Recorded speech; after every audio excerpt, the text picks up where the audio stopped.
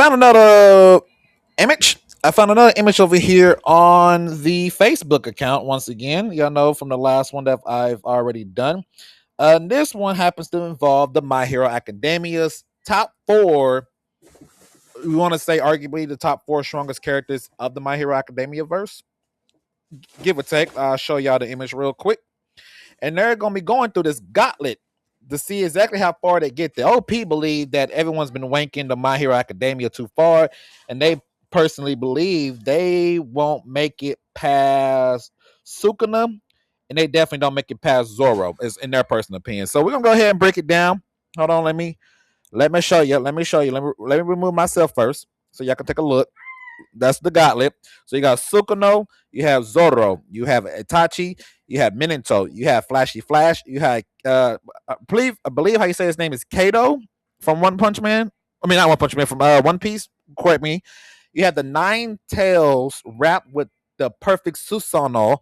You have what's her name? Psych something like that. It's mixed with the Orochi transformation from One Punch Man. And then of course you have Terrible Tornado. So you have the gauntlet. So this is the gauntlet themselves. Now let's um let's break down a tad bit about the My Hero team. Just a little bit. Just a little bit, not a lot. Just a little bit.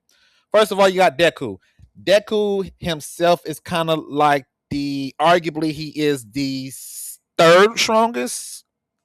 Back and forth, you can go back and forth, the third strongest or the fourth strongest in this team. Depends on how you want to rank him. With all the quirks, abilities that he have, he's almost like the anime version of Spider-Man, except he punches harder. He punches harder, potentially faster. Potentially faster.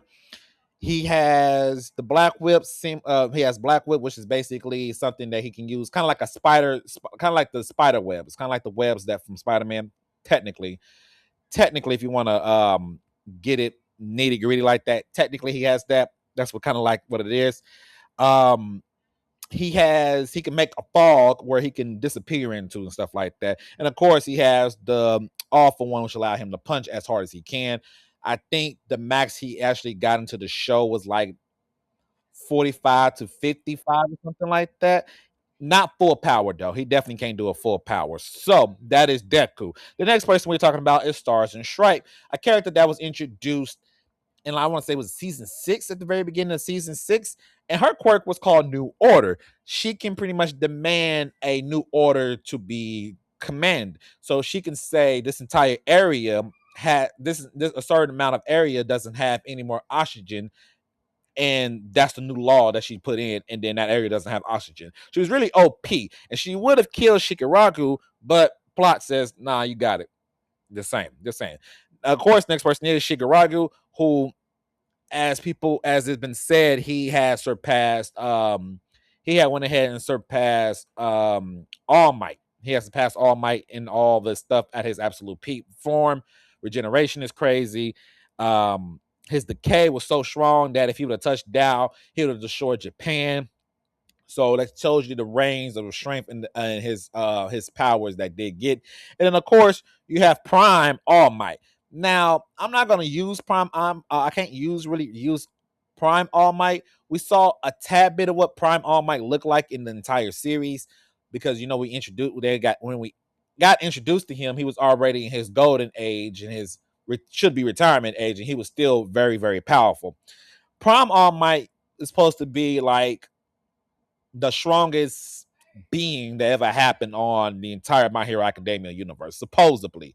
So it's everything that you see from him, just increased that probably by like 50, and that's probably what Prime All Might look like. He was a walking threat for the entire villains of the My Hero Academia universe. So let's look back at the gauntlets again, and I'll give you my personal opinion about how far Team My Hero Academia truly goes. So first of all, Sukuno.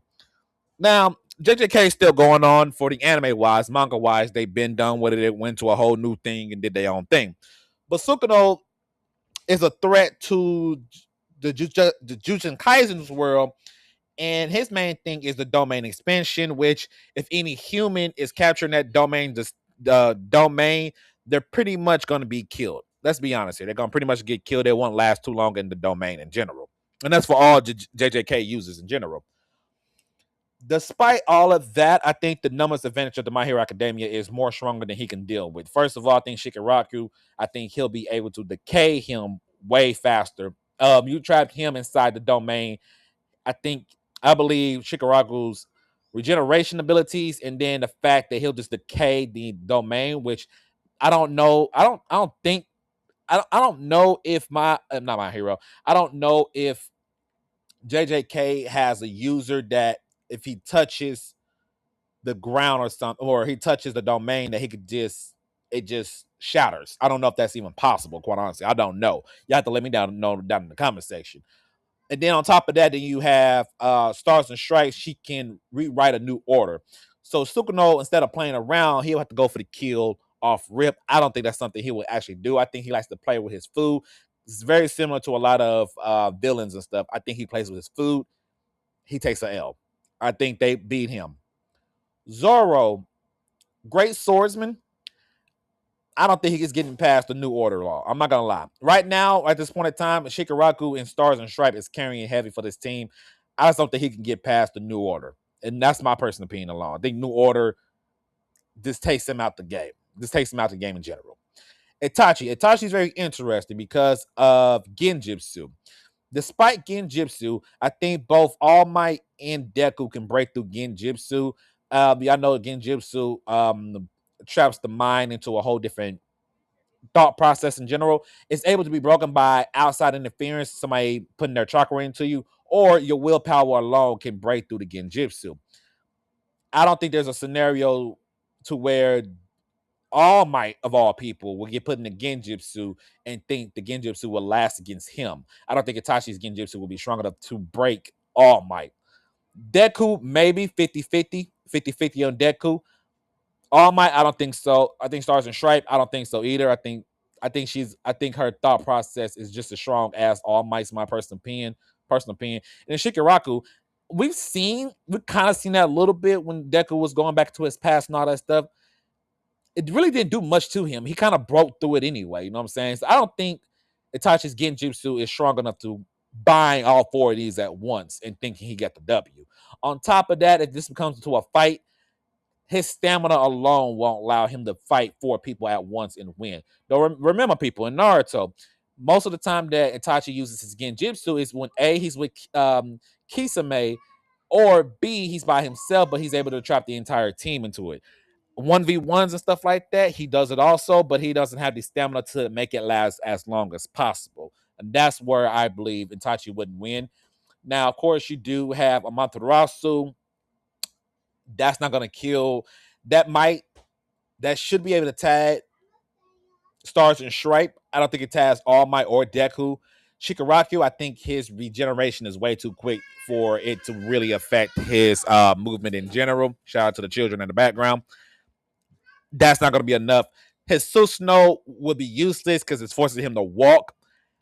And it's not like he has the full perfect Susanoo. He has a full body version of it.